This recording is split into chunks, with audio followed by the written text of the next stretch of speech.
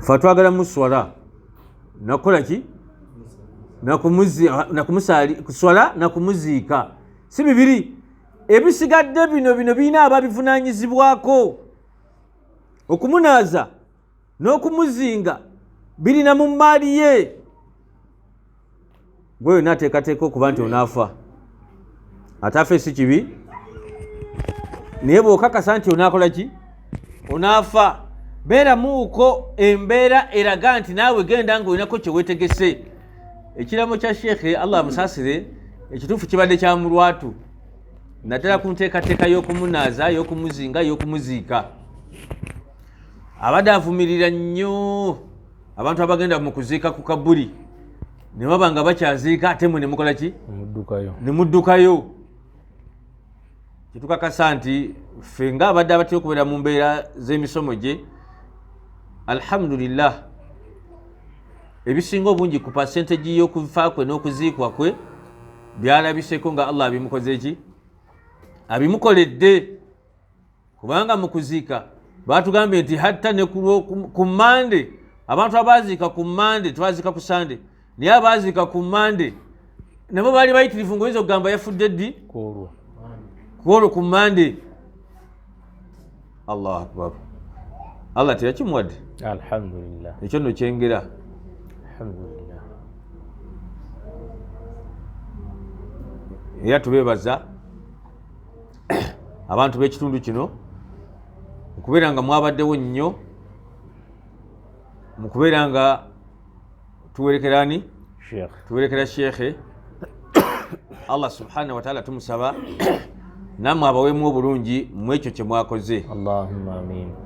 Kubanga bwe tuba tugenda okuziika ffe mu ddiini eyaffe Abasiraamu, tetugenda kuziika buziisi na kulaba abaziisi, wabula tulinayo ebigendererwa. Nabbi sallallahu alayhi wa sallam nga tugamba nti mu kuziika omwo tulinamu empeera, tokkirizanga okuzifiirwa. Omuntu abeerawo n'alinda ne banaaza ne bazinga ne basaalira n'aziika n'okuziika afuna empeera ez'enkanankana ensozi 2 eza Uhudi nga mpeera.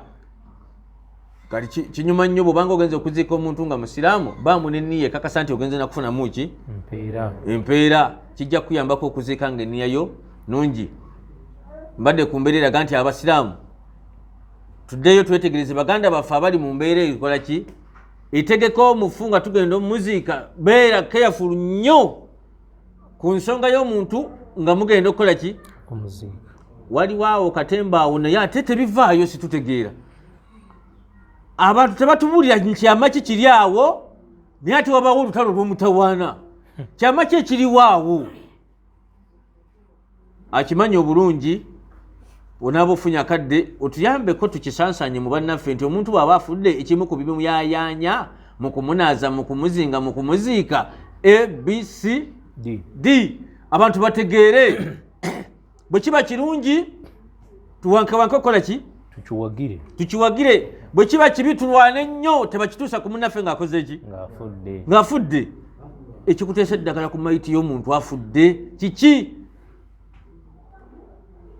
Ng'omuzimu gujja kudda abadde asula wuwo, abadde mulamu nga tasula wuwo, gunajja mufu. Lwaki omutidde nnyo nga mufu okusinga okumutya nga mulamu? Naawe bw'oba okakasa nti muzimu onaagulemesa okuyita mu kamooli.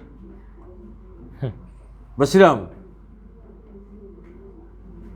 abakyala batugamba nti babbaaba mwe bagenda okufa nga bye basitudde mu nnimi zaabwe, mu mbuto zaabwe bye mubanyizenyizeemu nga tebakyayogera mu biyitirivu nnyo tebakomawo. Mwe emizimu tegikola ki? Tegibaluma, tegidda. Bwe batyo Obusiraamu bwe bukulagira. Oyagala kwonooneka ku lw'okufa kw'omu afudde bbaawo. Mwajja kunnemesa okufumbirwa kamugeme nga bukyali. Ne mugenda okuziika ng'oli mu mpale ya bbaawo mwojo oyambadde ate n'ogwaggulu otaddeko hijabu, oli Musiraamu nnyo. Allah. Si bwe babiragirira. Bwe yambala ndaweya ye n'omusajja ayambala eya mukyala we mu ssaawa y'okuziika awo olina pulogulaamu bwetambulira ng'omuzimu tegukola ki? Tegudda ne gumutawaanya. Inna lillahi. Eyali akambaddeko weenenye nga bukyali. Wali kulongo nnamba. Tewali mu mbeera ya Busiraamu akaseera ako wali oyonoonese ng'ovudde mu buki mu busiraamu tekyetaagisa okwenenya olowooza nga bukyali hatta tekikoma kumwe mwekka nti obuluusi butamanya wallahi n'abawalimu ate bakiyingiramu butereevu gwe mbadde nkunyumiza yasitula omutwe gwa mune yali muki ate nga mwinako oluganda Allahu akbar yali jjajjaawe era ntera nnyo mulaba nendaba gasiya musajja mukulu ate oba kategeeka basiraamu buli muteekayoko ku birowoozo ng'ofiiriddwa omuntu wo kaaba ng'okaaba weetegereza tokaabira ddala newebikane ku mutwe bibagenda omukolako nze obutabikola ki obutabitegeera era be basinza okuyita ddala ebizibu mu famire z'abantu abo oba kategeeka basiraamu babiri mu kwesansabaga mumuba mu kwesansabaga kumbe nalina meseji gyakola ki naye ate twetegereze nnyo buli omu adde yabuulirize nnyo bwe tunatuuka ku jjuma ejja inshallah oba oli awo tunafuna ffenna ekifaanagana kiba kiki kigendererwa mu kubeera ng'omufuna awankirwawankirwa nnyo bamuggyeko be bamuggyeko ba bamuteekamu be bamutaddemu era biba biki be bateekamu eba bamuggyako biki sheekhe yasomesaako ku mbeera eyo ng'era abagoba abantu obuteesembeza bwe bakola ki bwe banaaliza bannaabwe yakisomesa ku lw'omukaaga ku sande n'atuddiza amawulire oba kyali mbalala omusajja amukubira essimu amugamba nti sheekhe omusomo gwe wasomesezza kyabaddeko eno ewaffe omusajja omu mukulu alina ku ssente ng'asaba omuwalimu w'ekitundu anaaza omufu ono ng'amugamba nti sheekhe nze munfunire ebintu bibiri oba mumaze emitwalo aga buli kimu 10,000 n'amugamba kasita omufunire akagoye kano akasibya akabaka omuntu oyo akagoye akasiba ki akaba ako nkagula emitwalo 10 n'amugamba ate singa onnyamba n'ofunira ne luno olugoye luno olukazi omuntu olukola nga ttawulo mukawulo omuntu nalwo nkuwa 10 gwe buli katambi okwo emitwalo 10 okuwa kaki just kawuzi golaba ng'ekyalaisi naye ng'olike kamulese ye bwafuna n'okuziika aba amaze aba aziise allahu akbar basiraamu twegendereze akaseera ku kabulabe abantu abamu bafuna ebizibu ku lwakufa kwa mufu afudde ng'ebigenda okudda waawo taabu njereere omufu waba afudde tumuleka akole ki era abantu bangi batuuse okutendewalirwa nti ate muntwala gye banzaala muntwale wa mulimbo gye baziika abasiraamu oba oli awo nafunira ku mirembe biri ewammwe biri ewaffe biri ewammwe biri ewaffe era seeka mubimu ku biraamo bye yalaama okumuziika mulimbo era wabadde we yaleese ekiteeso tumuziike mulimbo enkowe imaamu kasozi yabadde amaze okusaba ekifo sheekh aziikibwewa enkowe ne bakkiriza nti wekiri tujja kukifuna era meseji ezasooka okuyitingana seeka ng'afudde zaali zakumuziikawa oluvannyuma bwe baatulamu mashuura aga nti seeka alina bwe yatukulemberera tugule erimbo yaffe lwaki ye tagenze mu eyo twagenza okuwunzika ffenna limbo kituufu yabaddemu kasooli naye ne tukkanya ffenna aziikibwe muki mulimbo eyo yennyini ne bakkiriza okusasula kasooli anaaba akoze eki era tubeebaza ekikolwa kye mwalaze nti twaziise mu musiri gwa kasooli oguweza yiika 4 wallahi nga gwabala nze nalimawooko awo nannema kuba yasooka yagaana nenzirawo olyokubiri nenfuna ababbi ne bamubba ko nze nzikiriza eno sijja kusobola kukola ki kulimayo naye omusajja ono ate yamulimyemu ku luno allahu akbar mutuufu yabaze naye ekyenjawulo ekyabaddewo noono gwe basaaye abantu begayirire okubeera nti mumutwale kubanga bagenda mukola ki kumusasula naye abantu tebamenye ku kasooli wa musajja kyabadde kyamutawaana kitatera kuba mu kufiirwa allahu akbar abavudde Kampala namwe tubeebaza kuba mu luusi mumutera okukombooza biki buli omu yagenze ngaekimulese kola ki omulamwa nga agutegeera kuziika allahu akbar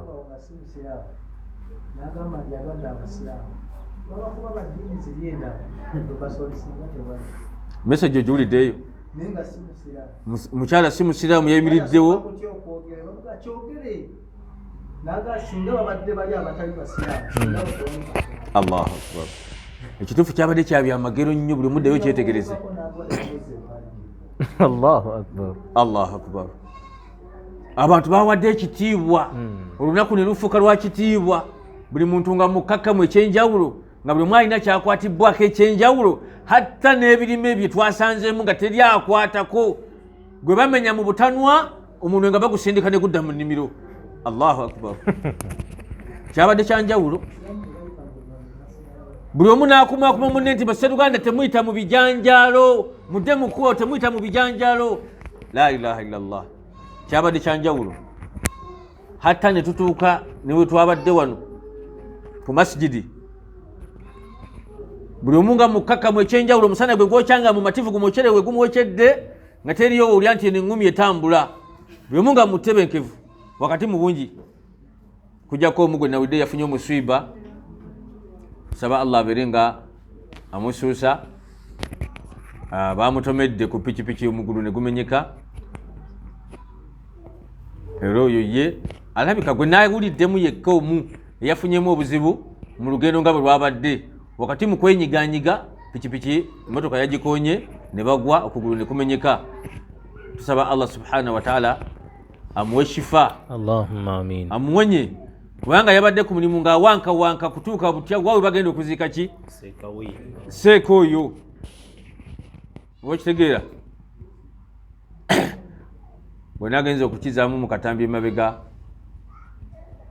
twali tugenda okuziika muzeeyi, twafunawo keesi efaanana bwetyo eya muzeeyi Kayindo, naye yafuna ekizibu ekifaanana bwe kityo, n'abeera nga naye yafuna akisidenti, okugulu ne kufuna ekizibu ne kumenyeka. Noono naye bw'atyo naye bwe yakoze eki, bwe yafunye ekizibu ekyo. Naye wakati mu byonna twebaza, kubanga okusinziira ku mbeera nti jaamu yakutte ekkubo ly'e Kampala yonna, buli mwabuuza kiki ekiri emityana. Buli omu n'awaayo obudde n'ebiseera, abantu baziseseeka paka n'ekiro nga bakyaliyo, naye nga buli mwagamba nti nteeka okumala okukola ki, okutuukawo. Tusaba Allah subhanahu wa ta'ala abasasulemu obulungi mu ekyo kye mwakoze, n'okutereza enniya zaffe basiraamu tuba tuzeemu okuziika yonna gwe tuziise, tugende nga tunoonyayo empeera. Kameseje kakojja kaliba abantu bakawu. Eyakoleddemu embeera eraga nti yafunyemu obuzibu. Tusaba Allah subhanahu wa ta'ala obuzibu bwe yakifuniddemu abeere nga naye Allah akola ki, akimutaasa akiveemu. Naye nga mbakakasa nti ojja ina meseji yo mukyalo oli kyeyogedde kasolo inshallah.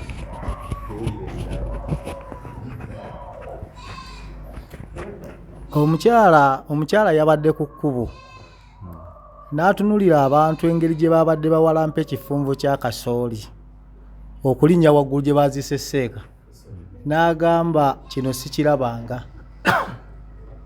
N'agamba babakuba bali abalala, wali badde awo tewakyali kasooli. Allahu Akbar. Ate era ku makya mbadde ndi awo ewaka nenfuna omusumba, najja nambuuzaako, n'agamba kitalo ekya Seeka. N'agamba naye waliwo omusumba munnange yaŋŋambye, nze nabadde sinategeera nti eyafudde awangalira bamunane. Tiyamugambye ono omusiraamu gwe baziise nga kabaka waawa. Allah. Era akedde awo wange ku makya nga byazze okumbuuza. Ne mugamba omusiraamu abadde awangalira wano n'Allah yamujjuledde. Allah. Tusaba Allah subhanahu wa ta'ala abeere nga asiima emirimu Seeka gy'akoze mu nsi muno, gina ekyafaayo kyegifaanana. Sahaba omu yawangaala nga alaga nti wa wansi, erinnya ndyerabidde. Naye olumu agendako eri Nabbi sallallahu alaihi wasallama amugamba amuwe ku bukulembeze, n'amugamba nti ago toyinza kubusobola sinza kuwa bukulembeze kulembera baki bantu olw'obukakkamu n'obwetowaze n'embeera ze yali eyisa bategeeza nti sahaba oyo yali tayinza kubaako kyalya n'afissa nga neyiba we takoze eki nga talidde n'atuuka n'amugamba nti nabbi yafa amukoze eki amutaddeko komiti n'amugamba nti gwe bonaabo wangala ojja kuwangalira eyo bbali ate ojja kuwangala bomu kubanga embeera zo n'abantu sinyangu zakola ki zakuwangalira mu bantu naga omusajja yajja kuziikibwa naye bwali bafudde aliziikibwa ekibinja ky'abantu nga kinene era bwe yafa yaziikibwa nga nabbi sala salama bwe yali alanze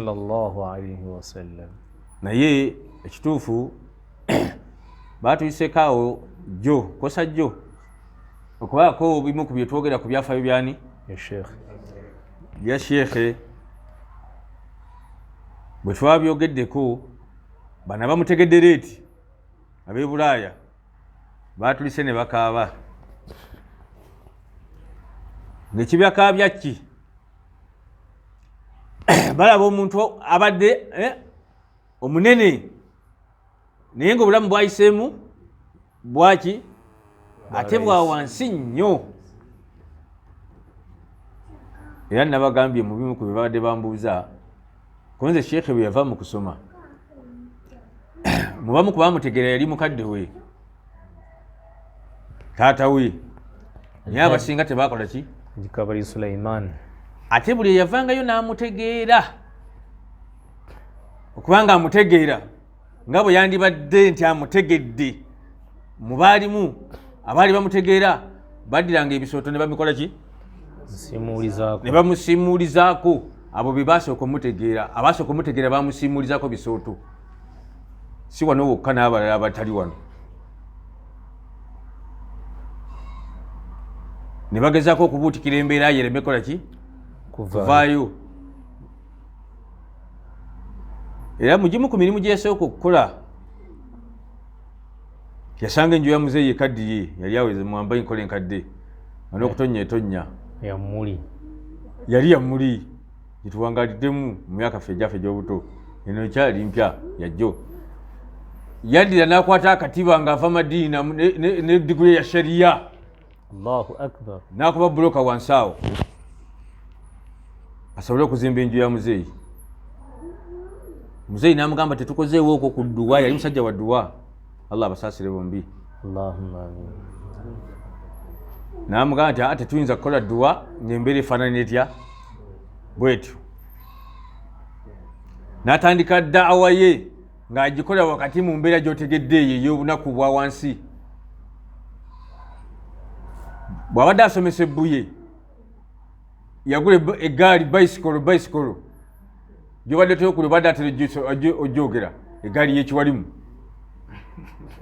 mubadde mutojula mu misomo gye ate ojogera yagigula mpya netuka okuvaako ebikola byonna nga wadde abimenyamenya awate tabyogera bwogezi abadde amanyi kye bayita obuwalimu oba bwennyini oba leveeyo gyabadde ayogerako nga yabuli naye ng'ate alina diguli leero ffe wano oli ava buvi kusanabi wano nagenda okujja allahu akbar kabira nyina wano mukwano gwange muganda waffe atera okujjako n'atusaaza naye buli mwabuuza kikiwaawa yatukedde ku mulembe nga gwa mutimbagano avuma buli kiramu ekiri ku midiya okwo ebitabo byalina alinamu nga 3-4 naye subhanallah teri gwategeera ekyali muto tannabakulu naye avuma buli kiramu amawawatiro naye simadi oba kifaananyi kitegeera kyekugamba sheekh agenza okusomesa ebbuye fe yatusomesako ebbuye ng'avuga gaali bicycle maanyi ga kifuba n'atuuka n'ayagala okukola essomero erya zamuzamu nga wallahi akatiba akakwata ne tukuba naye amatafali ku zamuzamu awo tubadde tukuba oluusi atuwaayo katuwadde naye ng'oluusi yaleeta amazzi ne tukuba oluusi ffe tukuba nga gwe tuwa amazzi embeera gye tutambuddemu bwetu kati jjo ly'abalamu wano wafuniddemuko naye ngaebyo byonna abikola nga buli lwamukaaga na sande alina okulipootinga ku bicycle asomese abasiraamu mu tawuni baada magaribi tulira obuyumba bwazimbye bwonna bwolaba obwo buzigozi gwali ate balambuza abadde bajjako eno obumu amatafali yagekubira era nakakati bukyaliwo nga bwaki bwattaka obumu tebulina pulasita nga bwattaka tebulina pulasita wansawo webuli abadde ate okubatwalawo abamu naye alimuhimu mukyo sheekhe allah agenza amusitula n'amutegeeza abantu b'e bulaaya nga midiya zizze midiya bwe zizze ate ab'e bulaaya ne bamutegeeza abaawa abamuno abamu babadde basinzira e bulaaya ne babuuza sheekhe awangaalirawa nti mityana akagambo ako ne kabaleetera okubeera nga ate batuma basheekhe bamuno balambule sheekhe emityana bwali balabe kiki naye nga wallahi abamu abasooka okujja abamu bajjanga balwadde babadde mu namba gye nakugambye ey'okusiimula biki ebisooto era abamu bagenza omumutegeera nti ddala kituufu gwe batugamba okulambula ddala sheekhe ng'ate asembedde okubeera ng'akola ki ng'afa abamu bamutegedde nga bamaze kugamba nti mulwadde ng'ate awangala nabo nti abuti kuboogera era sijja kubababuulira nti wallahi abadde tamumanyi kyeyagaanira ddala ate kye babadde bamusibako yagaana kye bayita ebyobufuzi naye waliwo omu yankubidde akasimu bwe babaddeko gye babadde sheekhe wamuno tuwangala naye babaddeko gye babadde oli namumugirayo ku simu nti sheekhe ono batugamba abeera wammu ono wallahi tumwagala ina irimu ye tujagala namugamba oyo yomu kuba tutawanya emityana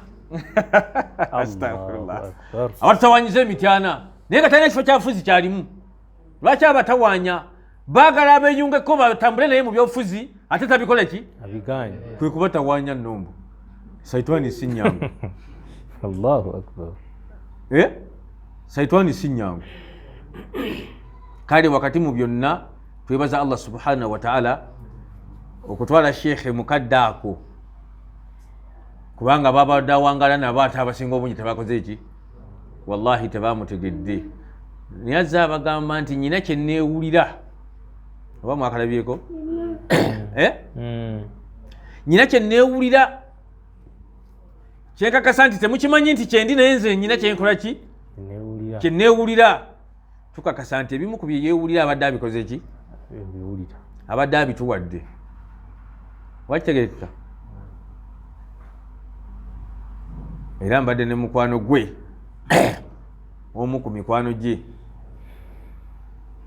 ye mbadde mukakasa nti muki mukwano gwe ankubidde essimu olwaleero naŋŋamba era bannange mbagambe ebibadde nabyo nti omusajja agambye nti wallahi mbadde nyinamu ewali obunafu naye okusinza seeka ke yafudde nkoze eki antereere ekituufu kati tulina kwetereeza kisoboka olaba seeka yafudde naffe kikola ki kisoboka kaneetereeze ku lwaki tebayinza kubanga abamuzise bonna babadde bamanyi nti bamuzise lwakuba abadde abasomesa ebikyamu allahu akbar yategedde alinga gwe oba yategedde teyategedde muolowoozaako enjawulo yategedde era netwebaza seeka eyavuddeyo okubanga alina kyeyayogedde ekigambo nga kyabadde kyamazima yabadde sheekhe senjala dokita yagambye nti y'omu ku baseeka mu uganda abasomesezza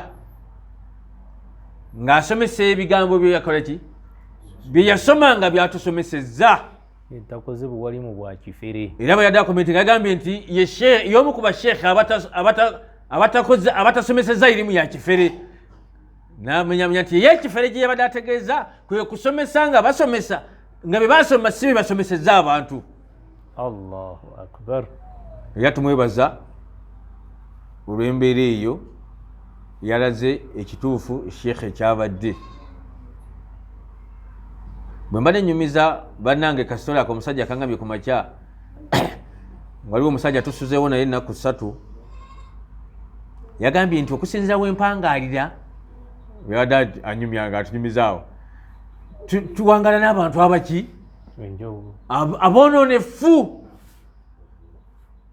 yagambye makanika naye be bakolera mu bwamakanika avudde nga gamba nti ekituufu nange nyina kuddeyo kukola ki kwetereeza si yo muno oliya unankubidde leero oli tuzeewo naye ennaku 3 okuva seekalo yafa yagenda kwosa jjo naye agambye okusinziira kyendabye tulina okwetereeza adde musajja mukulu myaka nga 60 tulina okwetereeza kubanga wetukolera tuli mu bamakanika naye obaoliawo nemupangula pikipiki eno nemupangula eno tulina okukola ki kwetereeza oza tebafunyeemu bo mu kufa kwono bafunye mbadde nno ntero kibagamba nti ogendereranga nnyo omuntu agenda okuterera ku gwe nga gobadde mwononefu naye naatererera kwani kufaako nti gundi kagenze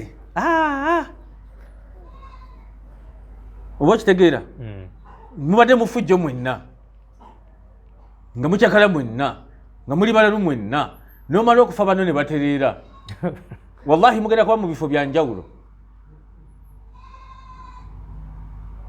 era omukubo yaŋŋambye ye teyabadde mu saidi eyo yaŋŋambye sheekhe mbadde mugoberera era abadde seeka wange kyenkakasa nti agenda kusigala nga seeka wange wadde akoze ki adde taliiwo wadde afudde lwaki kubanga irimu ye bwengendo gyetegereza engeri gyenzize njigomeramu n'ekisomero emyaka 10 sinza gimalayo Allahu Akbar oyo talina kye yategedde mulowooza oyo naye yategedde alabika naye alinawe yategeredde Allahu Akbar era mbakakasa nti wallahi bw'ogisoma nga oleese enniyo olwaleero nti ogisome oyinza obutakola ki obutagimalaayo ono covid 2 bamulyanga 2019 19 awo twatandikire okusoma tubadde tusoma buli lunaku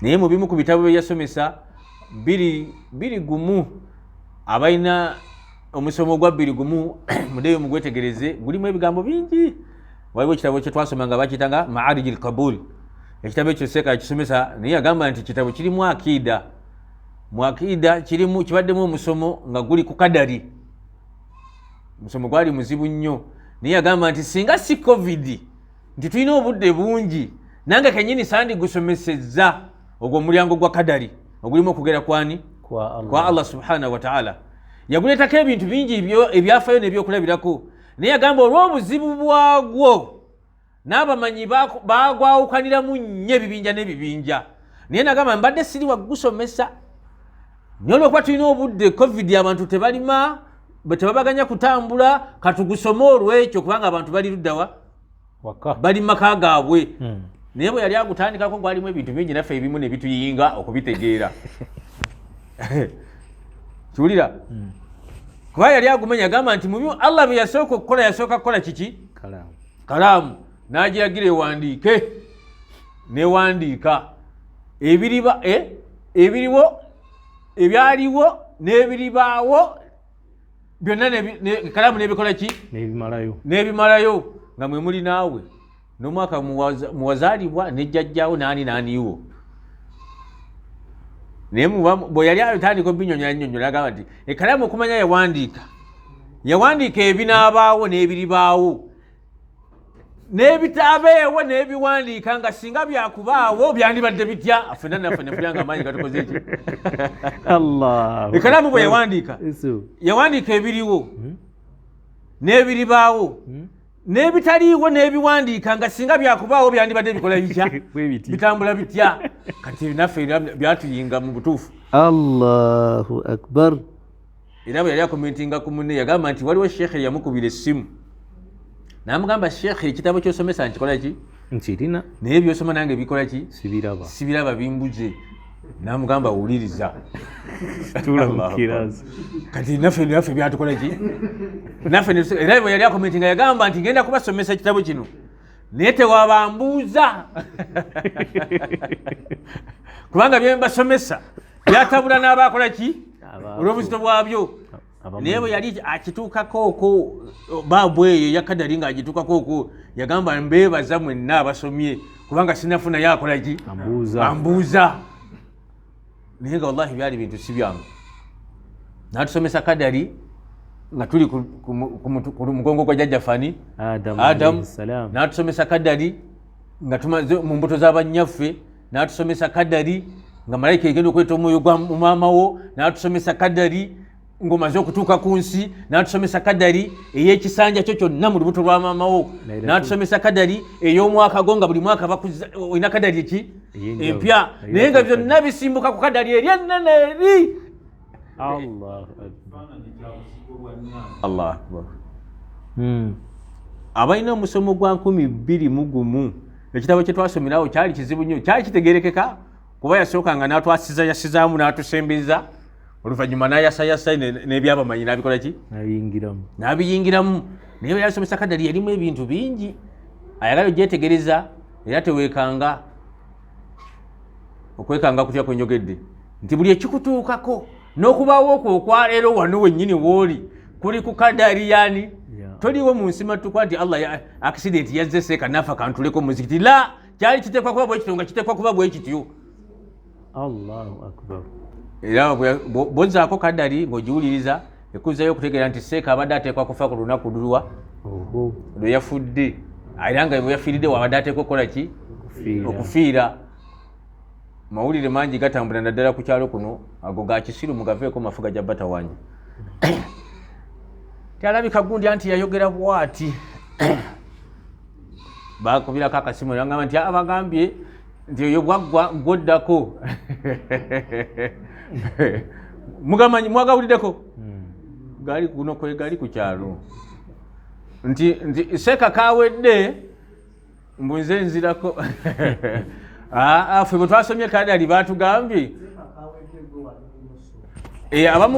abamu bagambye oli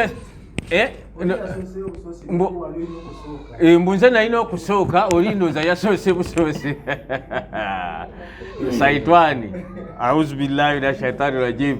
Kale tusaba Allah awadde balina enteekateeka y'okufa kwaffe wallahi tubakakasa nti sibe bammwe mukiwulira bw'abanga oli yabadde alina okusooka nalima we yalima ku olwo oba nze salima we naliteeka okulima nga yeye yalima ewange ebyo byonna tubakakasa nti biki olukoso era abadde alina enteekateeka y'okufa kwange oyinza okwongeramu ku maanyi naye bwe naba sinatuuka sijja kukola ki era mbagumya abantu bange bempangana nabo temweralikira ku kufa kwange.